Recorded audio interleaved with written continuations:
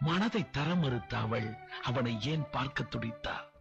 இனி அவனை பார்க்கவே முடியாது என்ற போது ஏன் கண்ணீர் வடித்தாள்? இதுதான் காதலா? இருந்த போது ஏற்க மறுத்தாள், அதுதான் பிடிவாதம். இருந்த போது ஏற்க மறுத்தாள், அதுதான் பிடிவாதம்.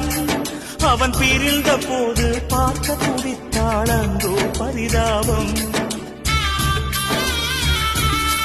பிரிவே காதலின் தண்டனையா? காதல் தோல்விய வேதனையா?